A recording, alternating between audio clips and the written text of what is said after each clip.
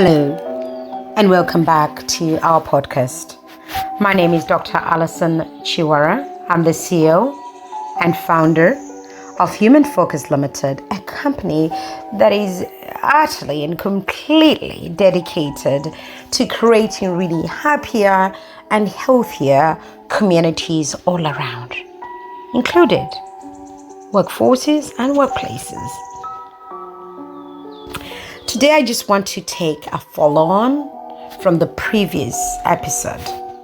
I want to talk about clarity and how it makes people uncomfortable. And here's the thing, that's a good sign. So, this episode isn't necessarily wrapped in sugar as we may all want it. It's going to be very raw. I want it to be really reflective, and I want it to be so real that it resonates, because we need to talk about something that no one prepares you for on the way to greatness, because you're amazing. And what happens when your clarity makes people uncomfortable is $1 million question. You'd think being clear would make life easier, right? Wrong. It's often the moment things get lonelier, tighter, and louder all at once. And here's the thing, why? Well, because when you finally stop diluting your own truth, as my daughter says, live in your truth, mommy, the people who benefited from all of the confusion, all of the chaos around you, they start to fidget. So, I hope you allow me an opportunity for us to be all honest. You've done it before. We all have. We've toned it down. We softened the message. You started sentences with, well, it's just an idea. But really, you softened your voice, lowered your ambition, and added some smiley faces to your emails so people didn't call you too much, and trying to just, play around with it, when really you want people to be serious about you. And even in that carefulness, someone was still uncomfortable. Does this make sense? But here is the truth. There are moments you have to stop performing confusion so that the room will shift. You see, clarity sometimes can feel like, I wanted to say an altercation, like a confrontation to people who have grown so used to you shrinking yourself and to you being the silent one.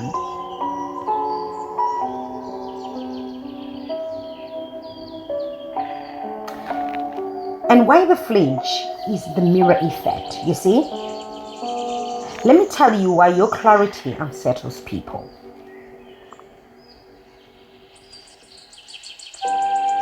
Because your certainty actually becomes a mirror to them.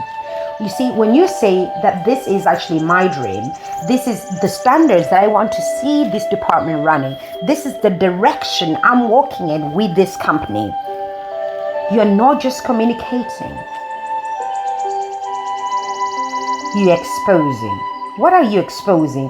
Well, you're exposing what they haven't decided for themselves, okay? Perhaps what they haven't even buried.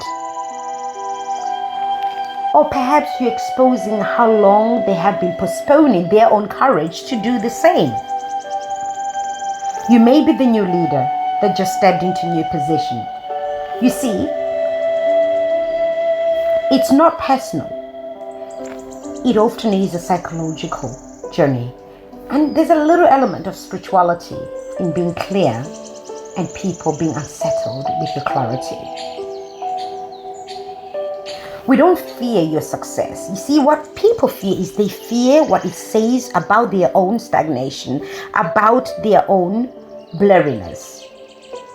I want us to take a moment to pause and really reflect and breathe with me, if you may.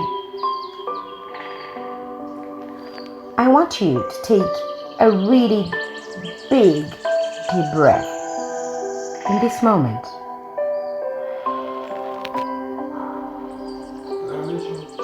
And breathe in clarity, will you? On this journey, I also want you to breathe out any compromises that you've been sitting on for far too long.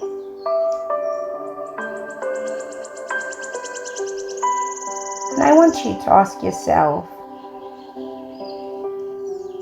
who on this earth is shrinking because you as a leader are still shrinking? Because someone, somewhere in your company, in your department, someone, somewhere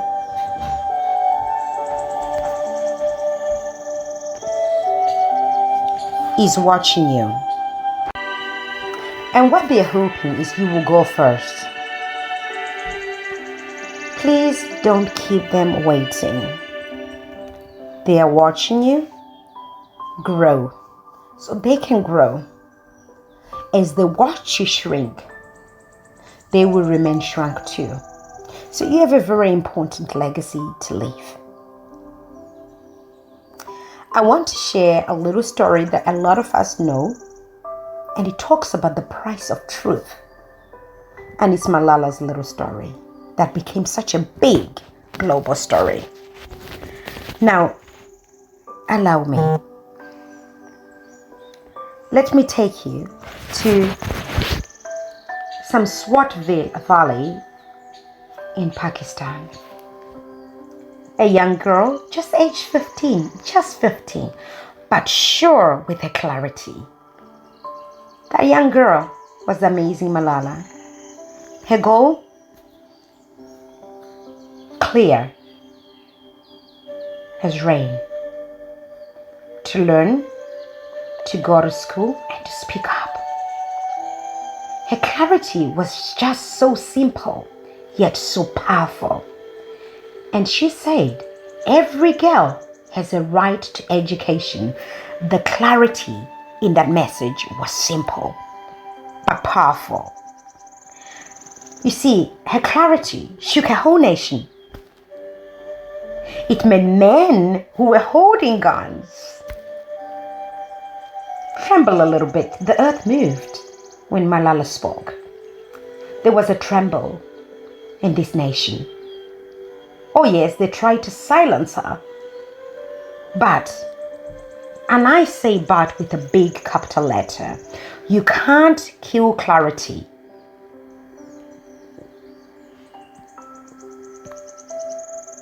You see, they tried to do all sorts, but Malala survived. And guess what followed? She healed.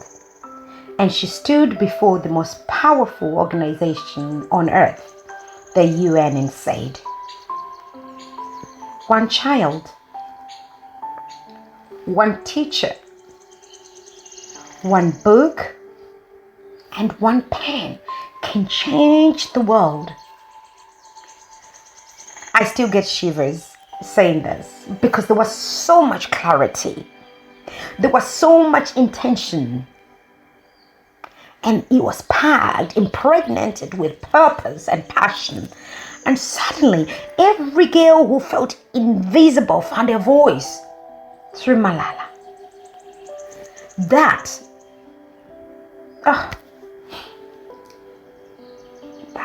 is what clarity does. It definitely disturbs what's broken, so something better can be born. And that is the beauty of clarity. Now I want to come back to you. You, the dreamer, the disruptor, the change maker, the leader, the one who hears things others don't yet understand. You are the person, the man, the woman of the moment.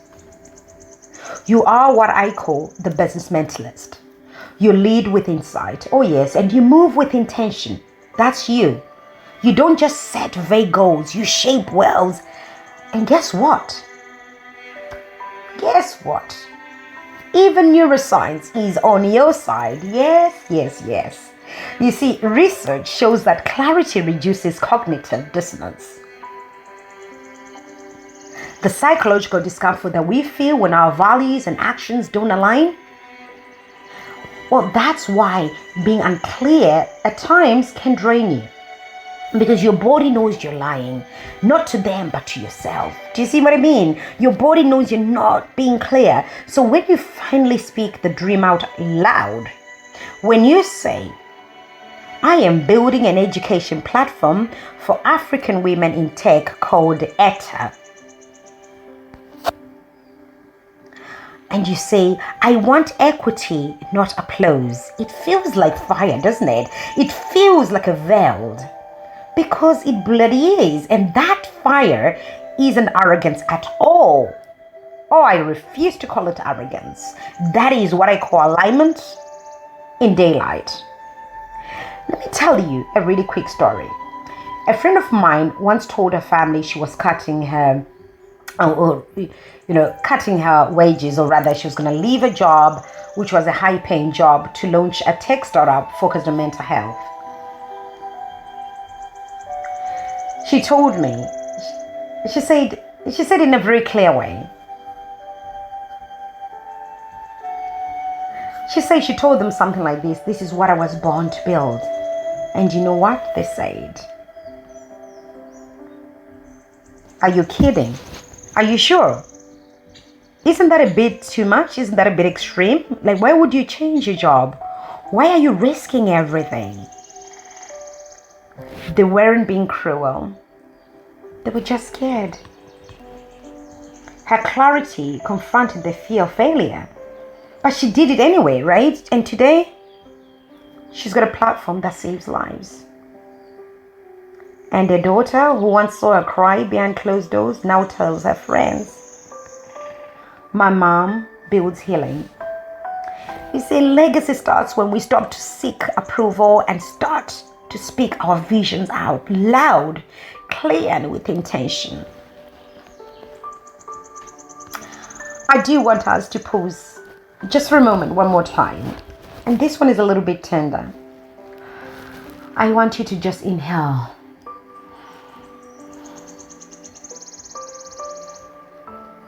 And exhale. Just as you're doing that, I want you to ask yourself, where have you been hiding behind? Where have you been hiding so vague? Where have you been hiding? Behind those unclarity and, uncertainty. So people are not getting you and they feel threatened. Who's watching you quietly, praying you finally say what you really mean? And what would change today? No, next year. Someone said to me, Alison, what would change today if you stopped apologizing for your clarity? Because clarity isn't confrontation, it's direction. It's the light your future is looking for. It's the signal. Yes, we're waiting for the signal. The signal your tribe is tuned into. It's the filter that clears a smoky, foggy room so that the right people can walk in.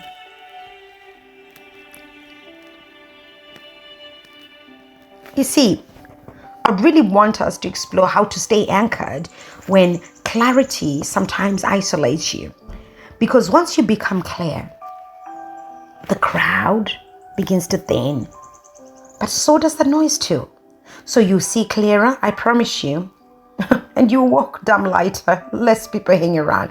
And you will lead with a little bit more depth and loudness. But for now, I really want to leave you with this.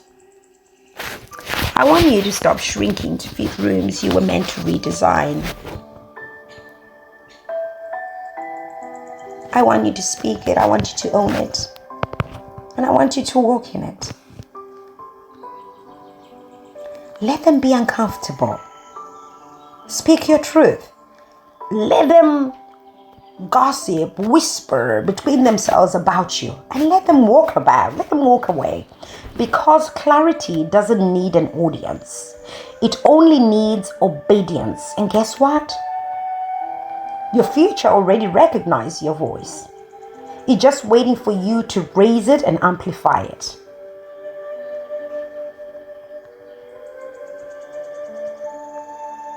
So until next time, I really want you to speak from your soul and let the world adjust to you, not you adjust to the world. I want you to speak from your soul and let the world adjust to you.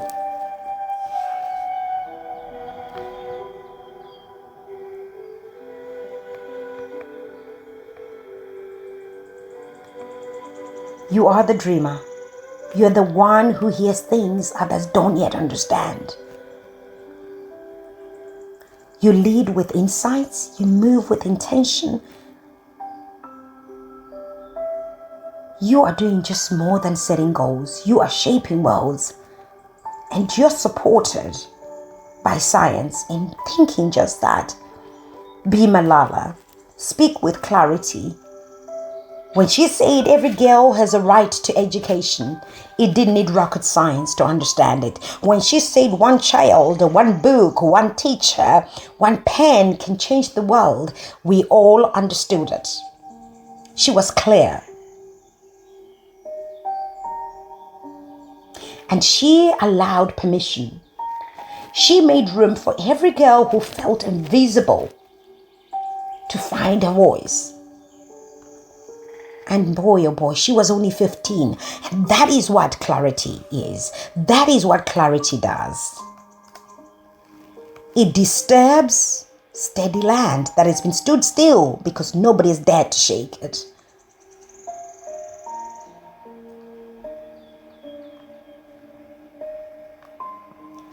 The voice of a 15-year-old, because of her clarity, her precision, her intentionality in the message.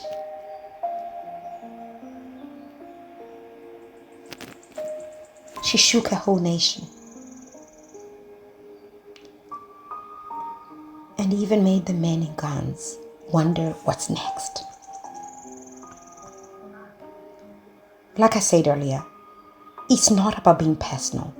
It's really psychological. And it is damn spiritual. People around us don't fear what we're about to achieve. They fear what that says about them when they're being left behind. Because your certainty becomes a mirror. Clarity often unsettles people. Even when you're being careful, someone will feel uncomfortable anyway. So why not just do it anyway? I told you this episode was going to be raw. It was going to be, it was going to be super reflective. And I did tell you, it was going to be damn real. Because we need to talk about something. Those things that even make us uncomfortable ourselves. Because no one really prepares us for these things. So until next time, from me to you, from Human Focus Limited to your organization, it's goodbye for now.